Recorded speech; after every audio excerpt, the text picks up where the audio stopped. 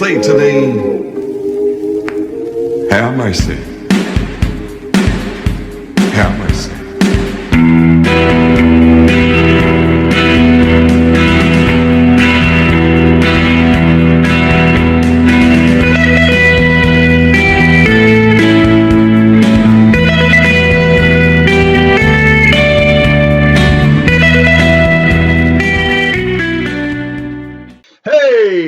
Hey, the good, the bad, and the wrestling, a Tony James podcast. I am Tony James, and I welcome you to the Lariato Ranch as we're going to dive deep into professional wrestling. We're going to talk about events that happened, could have happened, and should have happened. We're going to talk about independent wrestling, and we're going to talk about what goes on inside the squared circle and in the back, Jack. You know what I'm talking about. This is the first episode of the good, the bad, and the wrestling. And I feel there's no better person to kick it off than my opponent, my tag team partner, and the man that's been around longer than you can imagine. That's right, the franchise player, Chris Cruit. So sit back, put your feet up, and take a listen to the good, the bad, and the wrestling. Ladies and gentlemen, I am the franchise player, Chris Cruit, and I am coming to you today from the studios of the lovely studio. My God, this place is nice. The studios of the good, the bad, and the wrestling, a Tony James podcast. And if you want to hear what Tony James thinks about all the good stuff that's ever happened in wrestling, the bad stuff that's ever happened in wrestling, and the wrestling stuff that's ever happened. Yeah, if you listen, Tony James, he's going to tell you what he thinks about it. He's not going to pull any punches. And if I ever get on the show again, I'll let you know exactly how it really went down. So check it out. The good, the bad, and the wrestling of Tony James podcast. Southpaw Boxing Club, Hilliard, Ohio. Go to Facebook, look it up, check it out, give them a call. They're going to get you in shape. They're going to keep you in shape. They're going to customize what you need. I'm telling you, you walk in, it's a positive experience. It's a positive environment. They know what they're doing, and they get you to know what you're doing. You don't want to miss out. You want to start your journey. You want to continue your journey, whatever it is in your lifestyle. Check out Southpaw Boxing Club. Hey, that's right. Hey, we're the good, the bad, and the wrestling. This is Tony James coming at you with the bell of justice. And like I told you, Chris Cruit is here at the Lariato Ranch. Chris Cruit, thanks for coming. I appreciate it. It's not often I get invited places. Happy to get out of the house. The wife's going to miss me. But I'm excited to be here and talk about some good, bad, and wrestling, ugly, all that stuff. Absolutely. I'm ready. So, this feels pretty good to be able to sit down. We've had matches together. We've tagged together. It's been a long road. What's going on with the franchise player, Chris Cruit? Well, the franchise player is just kind of laying back, chilling, relaxing right now. Probably it's been a few months since I've taken a bump, so it's probably going to hurt the next time I do, and I'll pay for that. But just living life. What's the state of the PWA? What can we? Fans have been asking. I see a little bit of chatter on social media. Well, the Premier Wrestling Alliance. We just had our birthday recently, February 14th, 2023 was our 7-year anniversary. We were located at 737 Slocum Avenue for the entirety of our run up until June of this past year. The building got sold by some evil Russian foreign developers. It's a story I'm telling, at least. But yeah, the building was sold, and unfortunately, we thought we had a little while longer to stay. We didn't, and now we're just, it's all about finding the next great PWA arena where we can house ourselves. I really enjoy the weekly episodic, as they say, aspect of wrestling, as opposed to just one-offs here and there. No, I agree, and that's a good way to segue into what I wanted to talk to you about. Independent wrestling in general. We have different definitions of independent wrestling. I'm going to refer to this PWI Wrestling Magazine. They gave out their awards, And I want to talk about what really is independent wrestling nowadays, because back in the day, you had territories and you had you had NWA, AWA, you had WWF. If you were in Texas, you had WCCW. You had the California area, but Independent Wrestler of the Year, Matt Cardona, got 42% of the vote. I don't see him as an independent wrestler. Well, I mean, he's independent in and of itself. Just because he's independent of the major wrestling promotions, I would guess that I'm saying I think that's their term. That has to be the reason, because other than that, didn't he win the Intercontinental title at WrestleMania in a ladder match? Absolutely. So to me, once you've been to the show, that's like saying Jake the Snake Roberts is an independent wrestler because he goes to these smaller venues and signs autographs. Well, but are you comparing like independent wrestling with like amateur versus professional? So once you've made it to the big dance and you've been a quote unquote professional with the WWE, that you can no longer be considered independent? To me, if you work for the WWE, I guess I would call AEW big time. I would call MLW. Those three definitely, I would say, are the big time, the pro. Independent to me is PWA Lancaster, Ohio. Mm-hmm. Independent to me is AAW. Okay, independent to me is Texas Pro. Those people, those wrestlers that work hard, they're working their butts off. They haven't made it yet. Perfect example, when that Warhorse went to AEW and got some TV time. Mm-hmm. To me, he's no longer independent.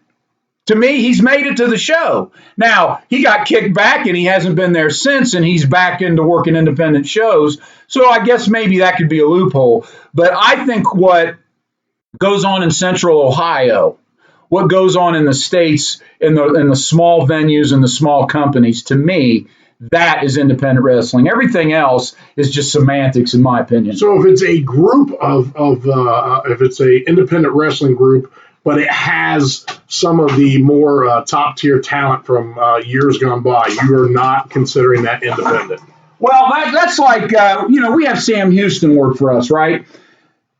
He won the U.S. title. He's been with us for a year or so. Mm-hmm. Okay, we're independent wrestling. For sure. He wasn't even brought up in this. Now, the other people, Ali Catch, Trisha Adore, Giuseppe Giambi, they're independent wrestlers. Matt Cardona is not an independent wrestler. Only independent because no one signed him yet. But he's now working for the NWA, which I consider not to be an independent. So I guess I define independent wrestling as, and I'm going to say what we do as a profession, because it's still professional wrestling. Maybe the grassroots. NWA, it's really difficult to consider the NWA an independent promotion. Right. When you see the amount of money put behind. I mean, that not only the money, but just the based on, I'm not hating on the fact that he has the ability to, but based on the fact that Billy Corgan is who he is, he gets the opportunity to bring in these big-time guys that put together these really fine-tuned, precise video packages. The audio is pristine. So I guess in that term, a small-time independent, maybe they're independent, but they're just not small-time independent. Yeah, I don't So we just have to lay the depth. What is independent? The NWA, though, I mean, if you're talking about the big time, I mean, they're a big time group. They're doing pay-per-views. They're doing, these TV tapings. They've got their YouTube shows and stuff. They're not on a strung together budget like, some of the other groups. I agree. So, and I meant to put NWA in there with that. Pardon me. What frustrates me, and I'm not ragging on Matt Cardona. I'm not a Matt Cardona fan, but he can go out and do what he wants to do. He's making his life being a wrestler. He was at WrestleMania. I think that's awesome. My point is, you've got tons of independent wrestlers out there working their butt off that should get recognized and never do. And they're actually really good quality wrestlers. I've done a lot of research on a lot of these guys, and whether I like them or not doesn't matter. To me, the bottom line is if you put butts in the seats consistently and you're in the ring and people come to see you, you should get props for that. And there's a lot of people knowing now that the prototype of today's wrestler that's going on TV can be anything. It's not the land of the giants, and it's not the scientific high flyers anymore either. It's all points in between. Mm-hmm. So to me, it would be nice if publications like Pro Wrestling Illustrated and some other venues would quit pandering to each coast, the West or the East, nothing in between. Or if it's who you know, that's how you get noticed. Well, unfortunately, though, and I agree with you on a lot of that. But some of the local groups around here, PWA, and groups like that, not even going to call anybody out. Is PWI going to sell that publication if they're featuring?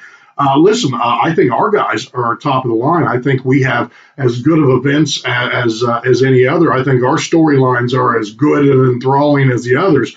But are they going to sell? I don't even know what PWI sells anymore. Are they going to sell 10,000 copies with Tony James as the Independent Wrestler of the Year? Not that Tony James couldn't be the Independent Wrestler of the Year if you're going based on legit criteria. But are they going to sell that? If they put Matt Cardona in that spot, then you've got all the internet smarks and marks. Yeah. And I say that disparagingly and not disparagingly. There's people out there who really just enjoy wrestling, and there's good marks and bad marks. But this internet fan base, they're absolutely going to buy that magazine. They're going to share it with their friends and be like, "Oh, Matt Cardona's either great," or "Oh, Matt Cardona sucks."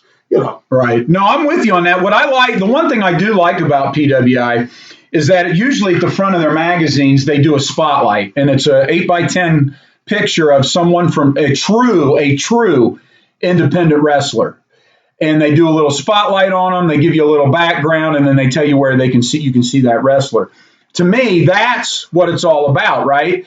That's what you want to know. Who's coming up? Who's going to be the next big thing? And if they're not the next big thing, at least I like wrestling just as much as the next fan. If I want to go watch somebody and I've seen that person in PWI, I want to check them out.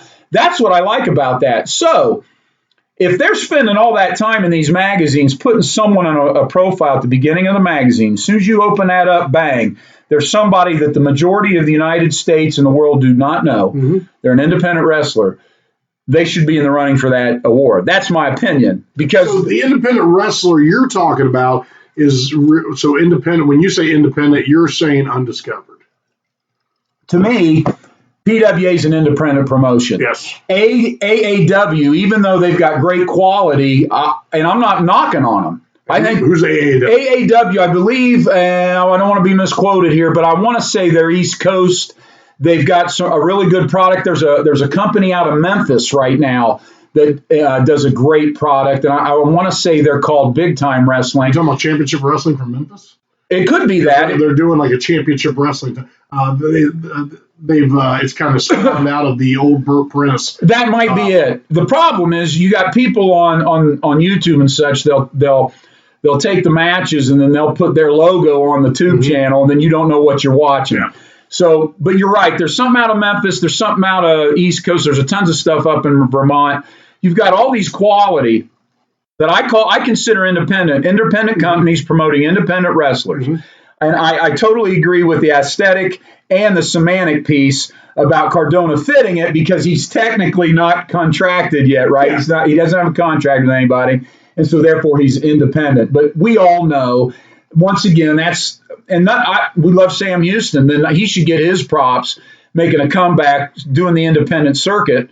And he should be in that running too. So that was my whole point. I think so. It just bothers me that there's a lot of hardworking men and women out there working their butts off in the ring, whether it's in front of 5 people or 105 or 1,005. It would be nice that if you're really going to say we're pushing the independent scene, then really, truly give it a section of independent wrestling. Because there for a while, and I want to say it was probably 2-3 years ago before PWI had some changeover in the editing department, they did an independent section. But every time I looked at it, it was CMLL, it was AEW.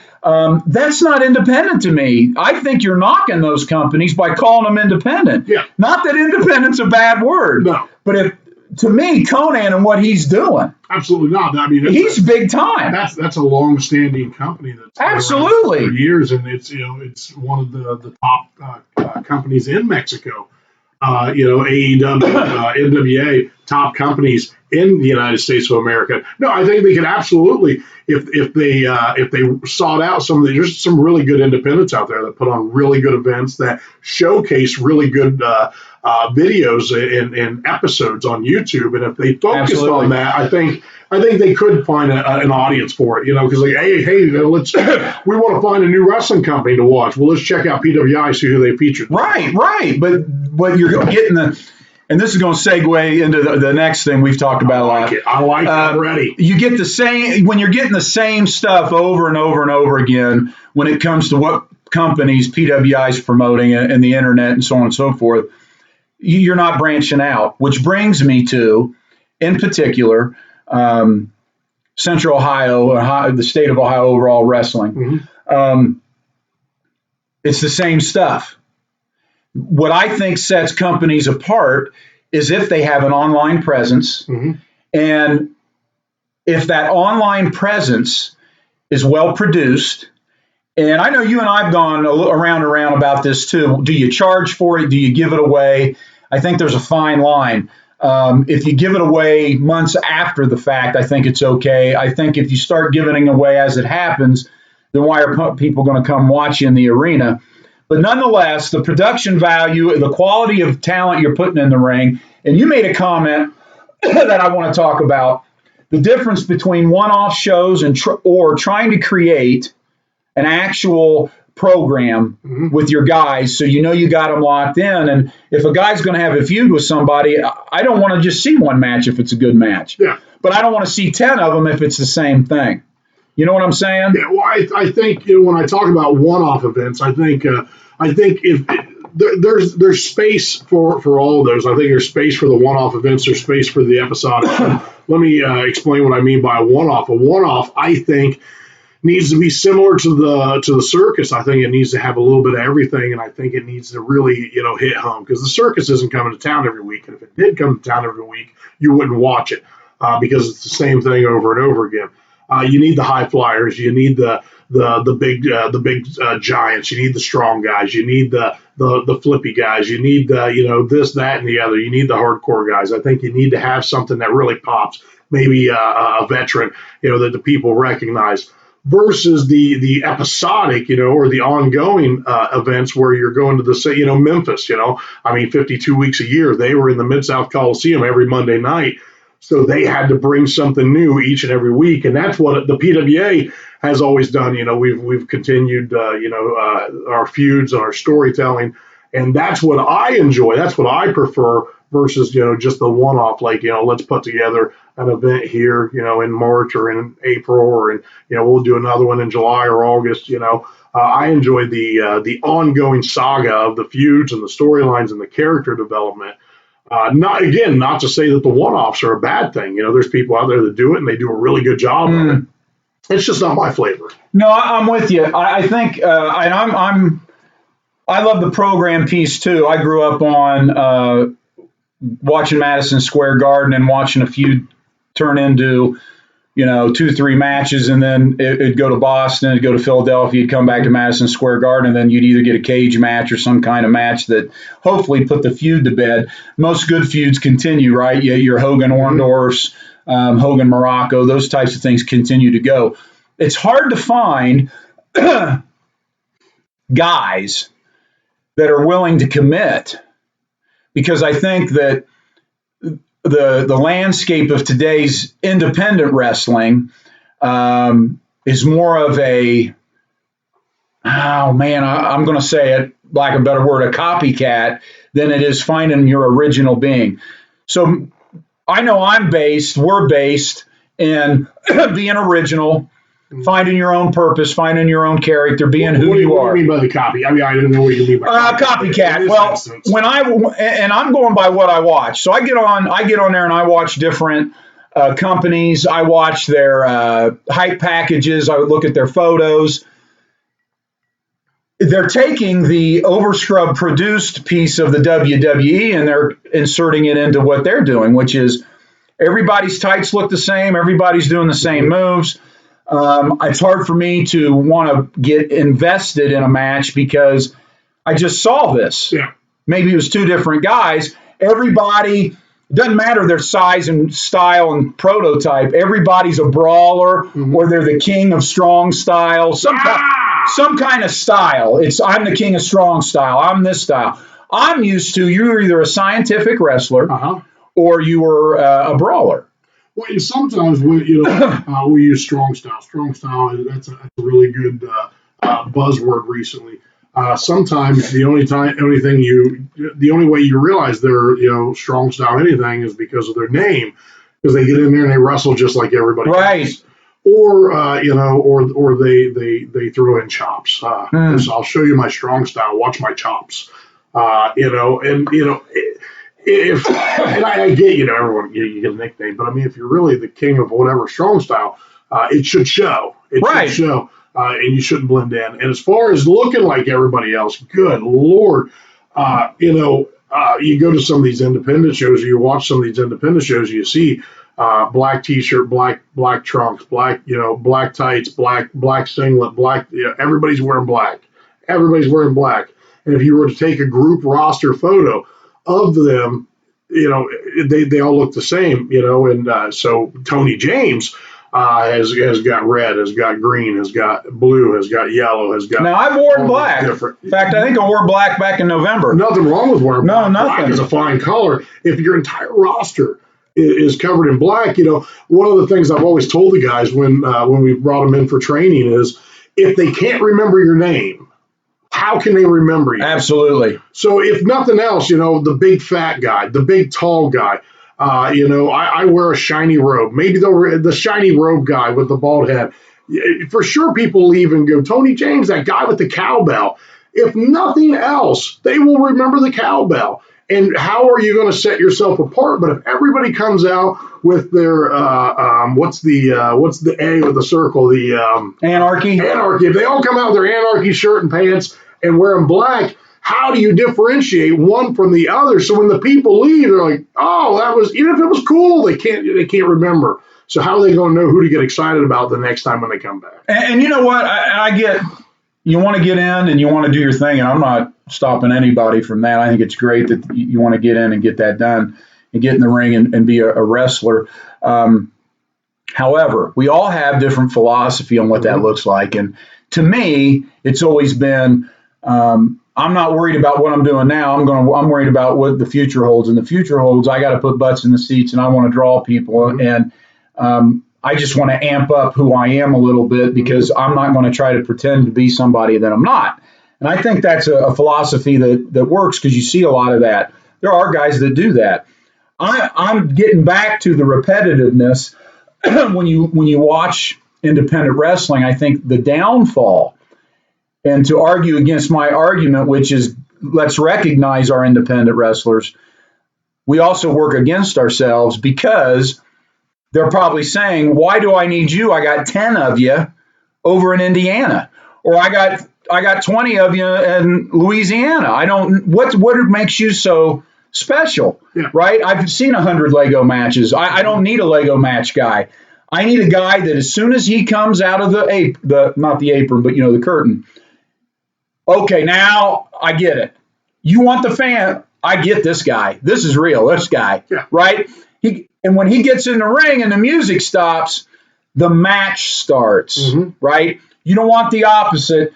What is it? Bruce Pritchard who always says, once the music stopped, the match was over. And then that damn bell rings. Yeah, and then the bell rings, and then the match is done.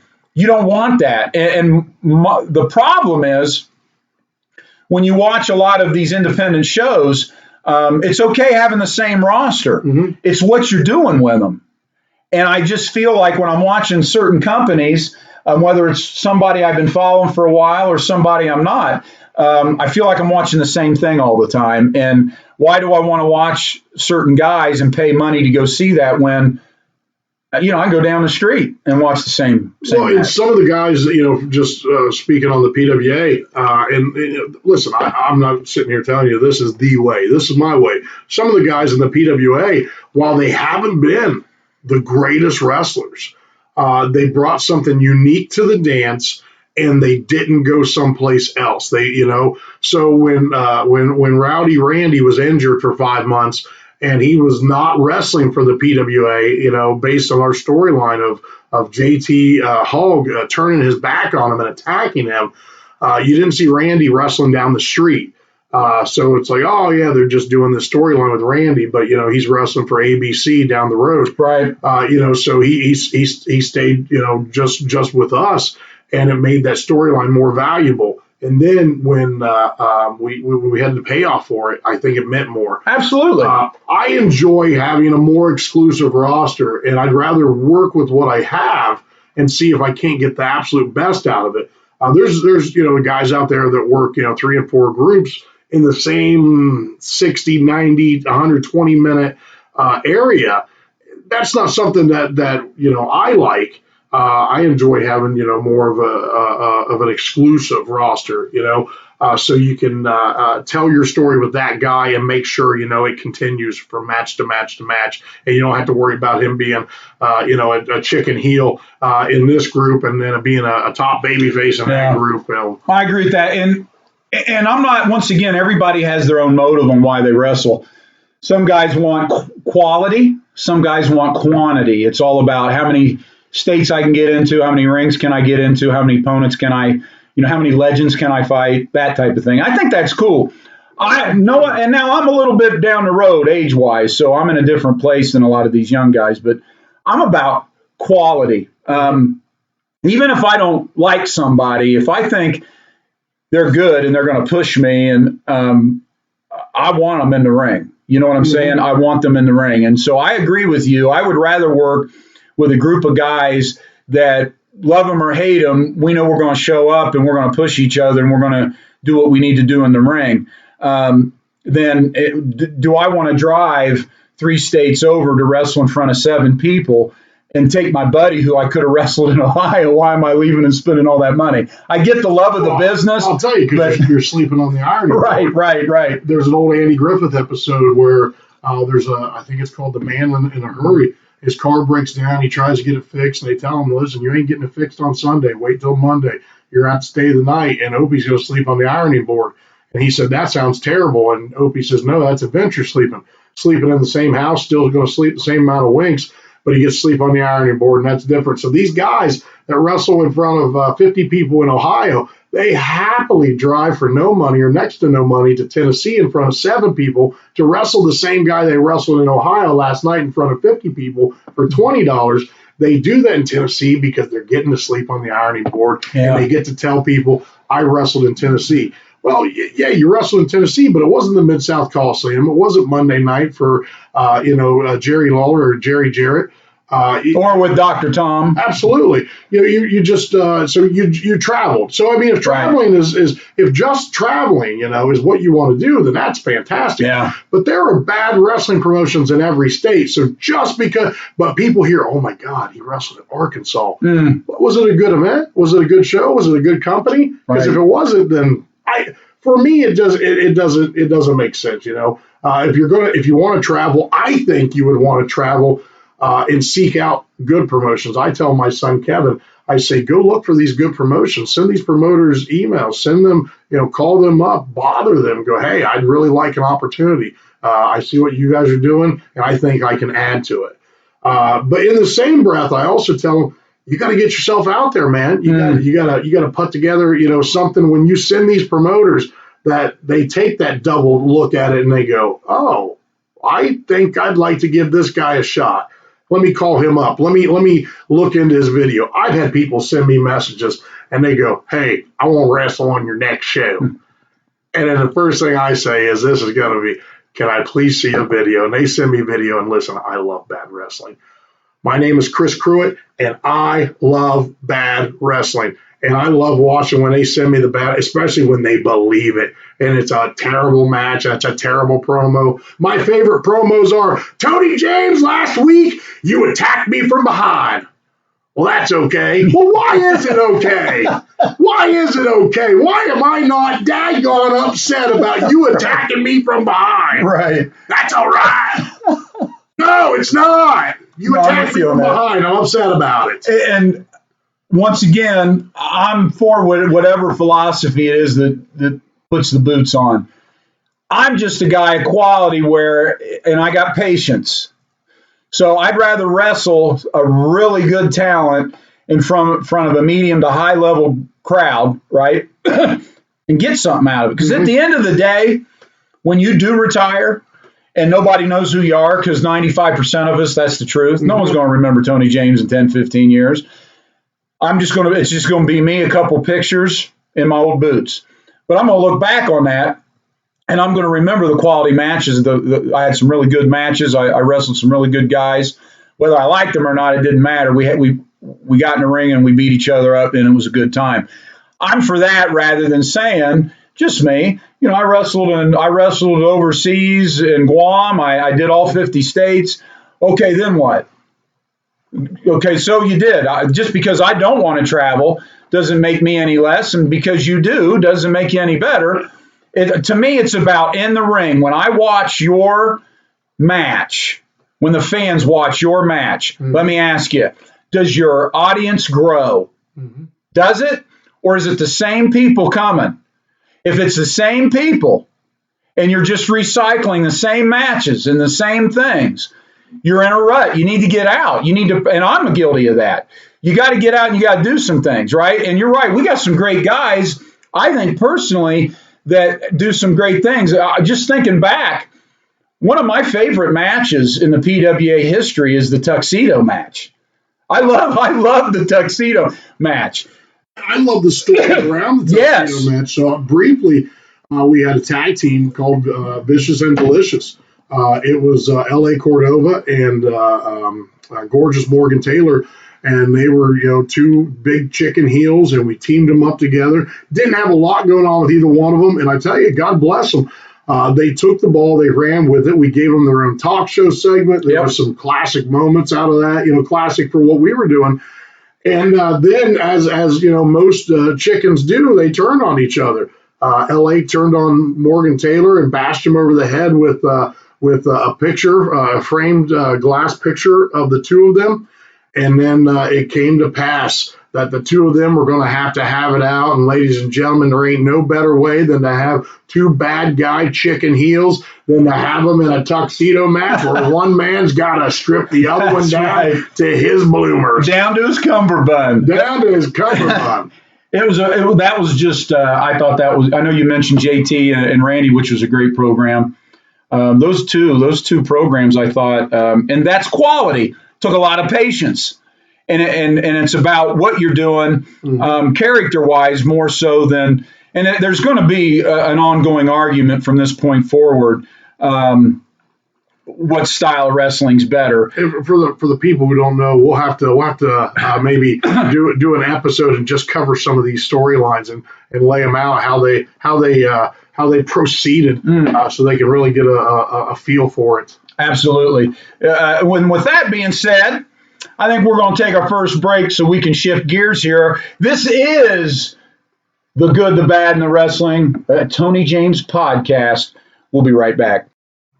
Ladies and gentlemen, I am the franchise player, Chris Cruit, and I am coming here to let you know if you'd like to find out everything that's going on currently and in the past with the Premier Wrestling Alliance. You can check us out at Facebook.com/PWA Ohio, YouTube.com/PWA Ohio, or PWAOhio.com. Check it out. Okay, hey, we're back. This is the Good, the Bad, and the Wrestling of Tony James podcast, and you know it.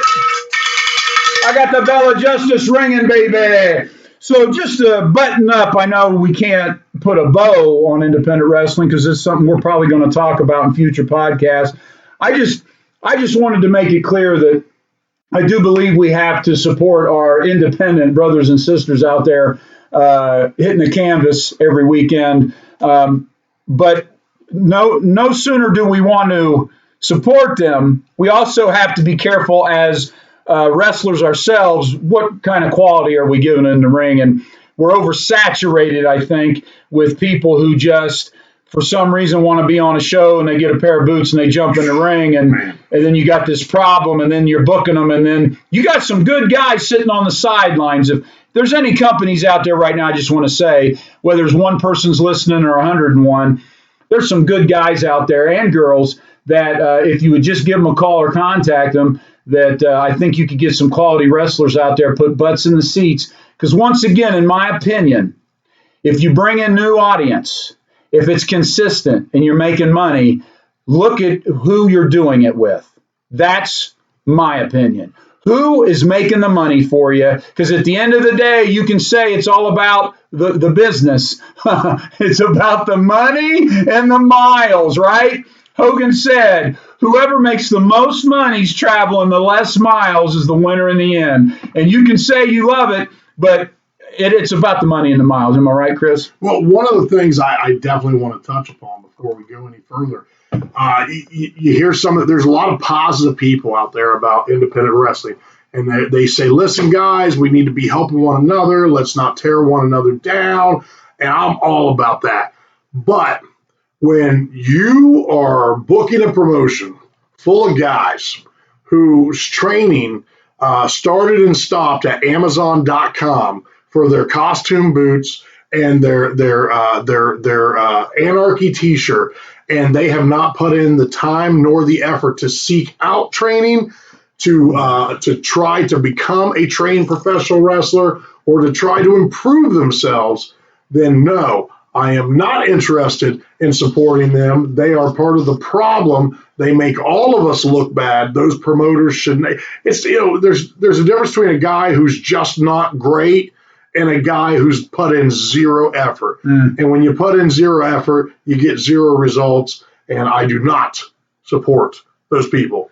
Thank you very much. Absolutely. And if I got any advice, well, I tell guys when they ask me, not very many do, but when they do, I always tell them you got to have thick skin, man. You can't. You're going to have critics. People are going to tell you they don't like your stuff. They don't like this. They don't like that. Or they're going to give you advice that you think you know better. Take a look at where you're at currently in your career in the ring, and take a look around and take nuggets here and there of information. And once again, you're only going to get better if you're wrestling guys that are better than you. How do you get better? If you're wrestling the same people night after night after night, and it's not a program, and you're not pushing each other, and you're doing a lot of one-offs, and you're just wrestling the same guy, if you're doing it just to say you do it and that's what you're about, God bless you, brother, pay your bills.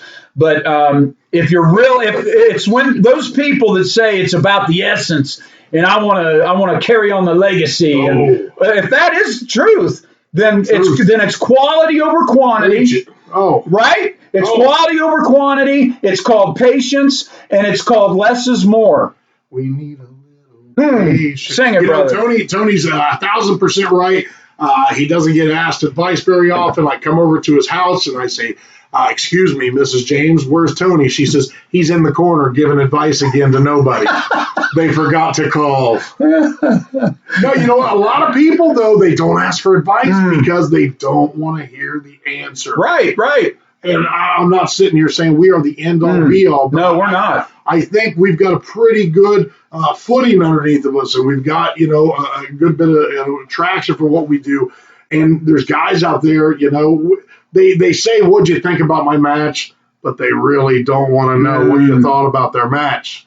Well, I'll tell you what, just to end this up here before we move on, I want to give a shout out. I don't like the guy, that big, nasty Russian, but Victor Vanko, man. Victor Vanko. I'm going to tell you something. He brings it. He's tough in the ring. His tag team partner, is it Aldenoff? Aldenoff. Those guys know what they're doing. Now, they're Russians. I'm not a big fan of that right now. They like to bend the rules. Now, I've been known to bend the rule here and there, but in the ring, I give them respect. Another guy, Jeffrey Excellence out of Vegas. He is very tight when it comes to knowing how to handle himself in the ring. And Pookie is over. Pookie can get over, let me tell you. Those two guys are respectful, helpful, and if you've been in a locker room with them, even if you've been banging it out in the ring and you don't like them, that's okay. Just being in the ring with them, you do learn something. So I'm going to give a shout out to those, what I would call independent wrestlers. Absolutely. Pookie and Jeffrey Excellent absolutely are. And why Victor Vanko isn't on TV right now is beyond me. Well, I think he's not on TV because of the current situation. It's a little too close to home. But It doesn't matter to me. Jeffrey Excellent and Pookie, it's no accident that they came from the Tom Pritchard Absolutely. School of Professional Wrestling, and that brought along, I think they're just good guys. Yeah. But I think with what Dr. Tom teaches these guys, that brought a lot of the respect with it. Mad respect for Dr. Tom, Pookie, and Jeffrey Excellence. And in the ring, Victor Vanko, I would love to have a shot at you, baby. Dr. Tom in the locker room. You want to do what with my dead mother? Another story, another day. Yeah, Victor, if you ever want to go at it, buddy, one-on-one or in another tag team, bring it on down to Ohio, or I'll come up your way, or I'll go across the big sea. My God. Toot, toot, toot, blow my horn. I'll make it there. Just make sure I get a passport and you don't search me. You know what I'm saying? Hey. But moving forward, Chris, let's take it another step. Tell me. Let's put independent wrestling on the back burner here. We talk about this every time we get together. We argue about it. Tony, we've never had an argument. Yeah, well, people who know us know that we get along great. Yes. But we're very consistent when it comes to these topics. So the topic is, what if? What if this wouldn't have happened? What if this changed? How would professional wrestling look today if A, B, and C happened or didn't happen? Wow. And, you really got to think about this, because you could probably say, well, almost anything, right? No, I don't. I think there is maybe 10 events, I'll give you 15 maybe, that by hook or by crook, if they don't happen, or if they changed in just a way, that I don't think wrestling is where it is today. There are absolutely pivotal events in the history of professional wrestling that were very important, if not absolute must happens to get us where we are today. Absolutely. And another thing, certain wrestlers that we hold in high regard, I don't think would be held as high if some of these events were to happen, because somebody was already tapped on the shoulder to take that spot, but something happened and that person never got it, and then someone got to take their place. I have 7 written down. Oh, okay. This is another thing that we can say for another episode. We may not get through all 7. This is something we could talk on and on about. But we got to, as a first episode in the Tony James podcast, Give me your first one. we've got to go with this. Now, I haven't talked about this one with you, I don't think. Oh. I think you might have brought this up. Usually this is later on in my list, but I'm going to jump right on it. What would have happened if, when Andre beats Hogan and gives the belt to DiBiase, they let him keep it? No. To me, that changes the landscape from WrestleMania 4 on. Okay. Actually, because there's no tournament. No. There's none. So February, was it 8th, 1988? It was the first. February 5th. 5th. That was the debut of the Winged Eagle. Yes, 30-some million viewers. And isn't that a silly name for a belt, though? What eagle doesn't have wings? The bald kind does. Yes. Are they right? I got you there, didn't I? Not for sure. So when Andre goes, Ted DiBiase, I give you the World Tag Team Championship belt. I think that was just one of those things. It was like, if I forfeit, so I think technically Andre is still the champion because he forfeited the tag team championship. And they weren't his to give. It wasn't his. It wasn't his. God bless you, Andre. We love you. Later. So Ted DiBiase's the champ. Now, there's rumors that he was supposed to win it at WrestleMania 4 and then defend it against Hogan at SummerSlam. But I'm going to say he keeps it for a while, and they finally have a heel run, and they let Savage and Hogan chase him. To me, No. think of the matchups. No. You don't think DiBiase keeping the belt's a game-changing wrestler? No, if he kept the belt, it's absolutely a game changer. They're not letting him keep the belt. Because when you look at the history of the World Wrestling Federation, there wasn't long-term heel champions, Which is a shame. with the exception of Superstar Billy Graham, Which was only a year. But he was the first long-term. Yeah. Because nobody else had gotten it for more than days or weeks. Yeah, because Ivan Koloff, when he beat San Martino, he ended up dropping it very quick to Pedro Morales. And they had to have San Martino in the ring after the fact. All we got to do is look at your Hogan 85. That's right. Your Hogan 85 belt's got all the dates on it. Except for Stasiak. Stasiak is not. Okay, we'll drop There's a game changer. We'll drop a little bit of belt knowledge. We'll segue for 3 seconds. If you look at the Hogan 85 side plates, it's got all the champions and the dates they won the title. Stan Stasiak is not on the side plates. Go check it out. So we're in an agreement then that DiBiase, that's a big deal. Well, so we've got a couple things to unpack there. Number one, if DiBiase is the champion, then Randy Savage really doesn't have his coming out party. Randy Savage is always going to be a major star. Yep. Guys like that, you can't hold them back, in my opinion. Dusty Rhodes, perfect example. People say, Vince, was ribbing Dusty with the polka dots. You can't rib Dusty because Dusty's going to get whatever over. And he did big time. Like, I look back fondly. I don't look at him as a joke from the promos they did with the pizza. And I'm on the side. Okay. But, Ted DiBiase getting the title. Randy doesn't have his coming out party, which I think does hinder him. Doesn't stop him, but it does hinder him. Maybe he's not as big of a star. But I think one of the things they talked about was I don't know if he's ever going to win it from Hogan at WrestleMania 4. I think the February 5th thing always has to happen, or that February 5th event happens at WrestleMania 4. No, I agree. He gets the belt from Andre. In WrestleMania, I think you have. Maybe he defends it against Savage. I think you have Savage chase first, but you still have the mega powers. My understanding was that that Hogan was going to pick it back up at SummerSlam 88. Yes. Which would have aligned with the debut of Ric Flair. Right, if he comes over. Uh-oh. But what I'm thinking is you have Savage chase, you still have the mega powers. You can still do Andre DiBiase versus Hogan and Savage. Savage can't get the job done. I think you let DiBiase keep the belt a little longer and let Hogan chase him a little bit longer. And then if you're going to put the belt back on Hogan, you do. If you're making money with DiBiase, why take it off of him? Well, I mean, Hogan was still the champion, even though Savage was, because he was with Savage. So Hogan was still in the spotlight. I don't know. I think the Hogan character needs to be the top dog. If you look at how many days he was champion, it's significant. Absolutely, he was the last. He's the last champ in wrestling. In the prototype of that, you want your champ to hold the belt. Because he was WCW champion And not to get off, I don't watch a lot of the new stuff. I watched the match last night, Roman Reigns and Sami Zayn. I know they're pushing Roman having the belt over 900 days now. I could see them having him keep the belt to beat Hogan's record, so one of their modern guys is in the top 4 or 5. No, he can't. He can't be good. But they're going to do that. Just not because he's good or he deserves it. And I'm not taking anything away from him. I mean, look at me. I'm doing a podcast and he's making millions in the ring. But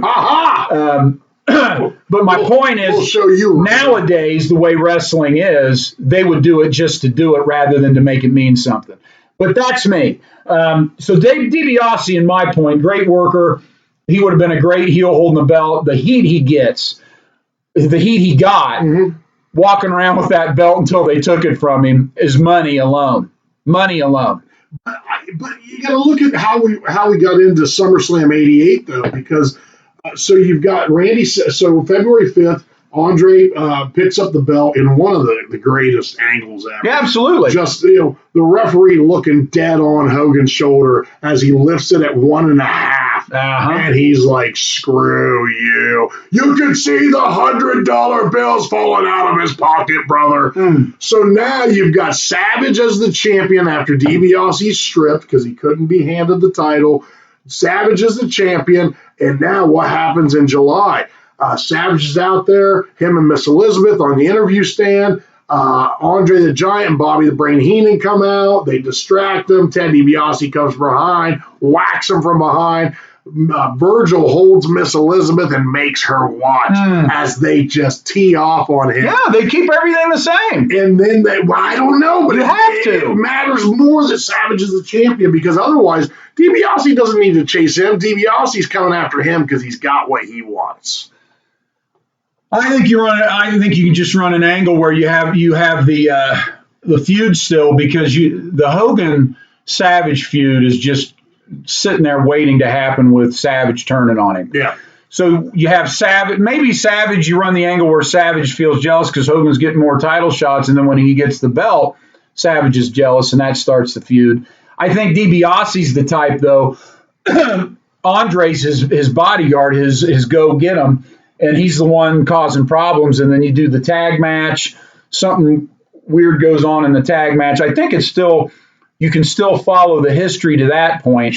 I would have liked to see, I believe it or not, I was always a face guy, but I would have liked to see DiBiase hold on to that belt and let a couple faces, rejuvenate the faces a little bit and chase the heel. I think that completely alters the Hogan Savage feud from '88. I'll tell you what, Hogan beats DiBiase at 5. Hogan wrestles Savage at 6. Hogan wrestles Warrior at 7. Yeah, it bumps all the WrestleManias. Hogan stays and actually does WrestleMania 10. Warrior cannot stay. He cannot hang on to 7. There's no way.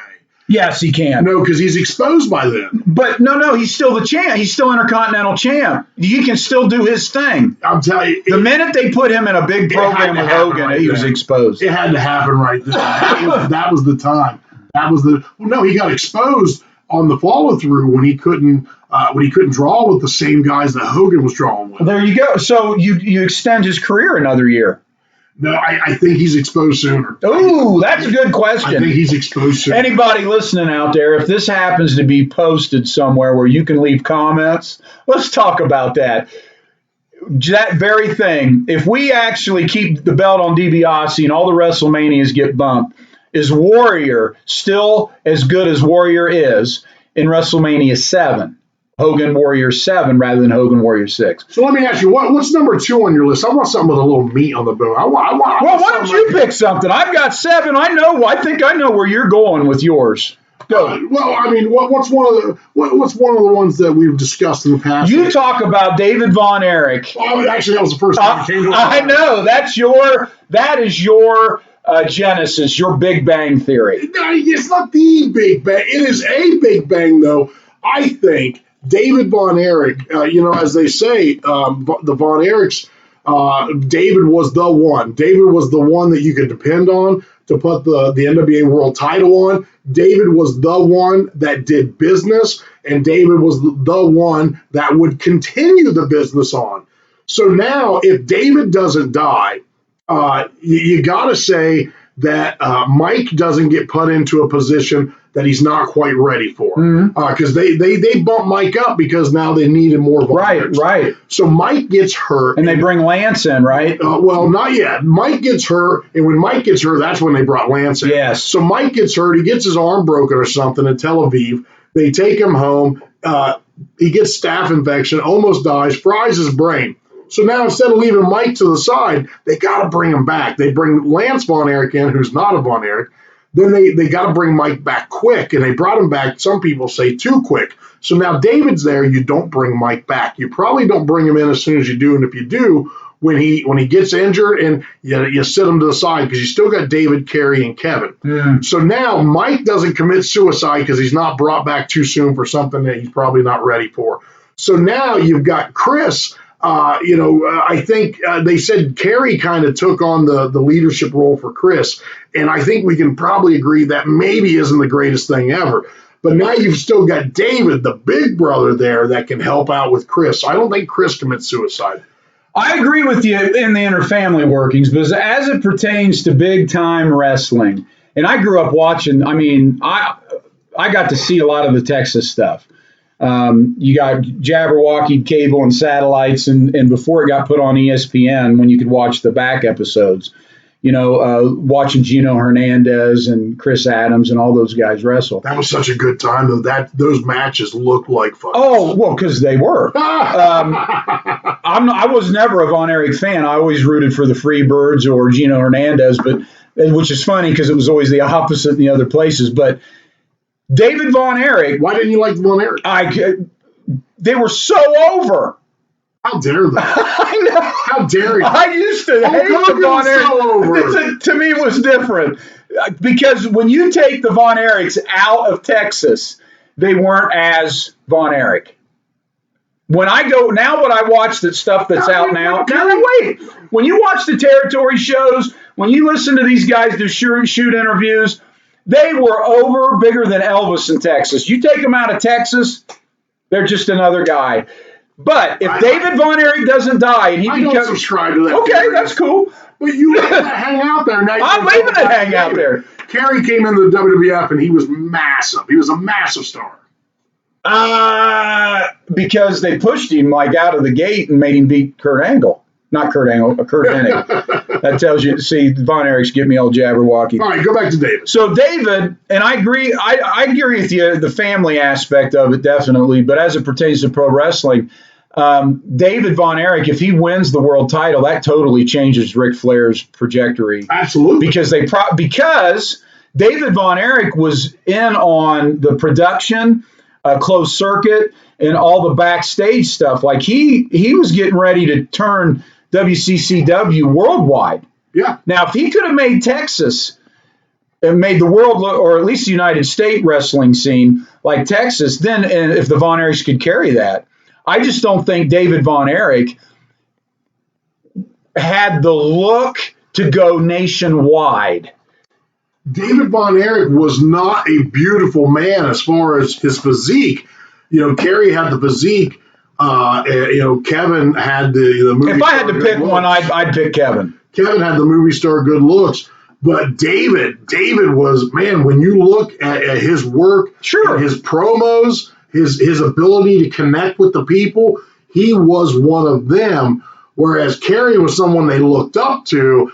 Kevin was someone they wanted to be with. But David was one of them. Yeah. And when you look at the work and when you look at the promos, when you look at the connection, I think David's the guy. So now when Vince comes calling and he goes to remove all these guys from Texas, but David's still there, Kerry's still there, Kevin's still there, and they're still setting the world on fire, the Freebirds probably have a longer shelf life there.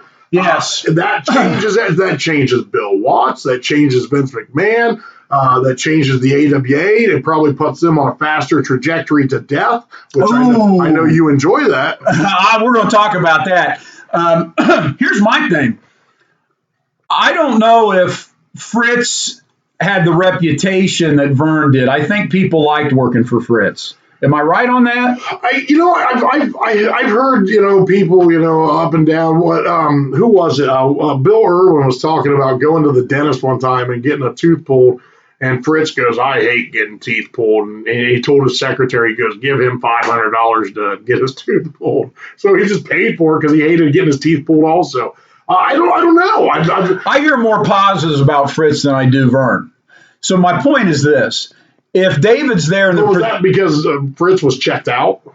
No. I just think that if David's still there and the production value goes up and he's the world champ and the NWA now is putting stuff into their territory, you're right. When Vince comes a knocking, other people are going to go, we have an option. We don't have to go up north. We can go to Texas.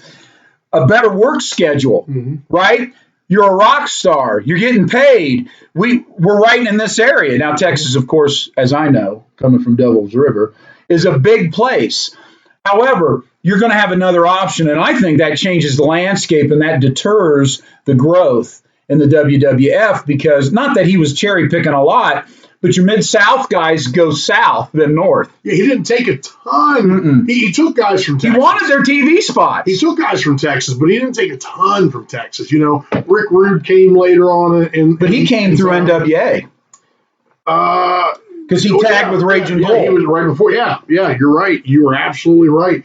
But there were a few guys he cherry picked from World Class, but it seemed like they migrated other places. Yeah, King Kong Bundy was World Class. Then he went to Japan, and that's where Hogan saw him because they had a match. And he's like, we got to get this big boy over here. But when Bundy came back in '95, you know what his downfall was? What was that? The eyebrows.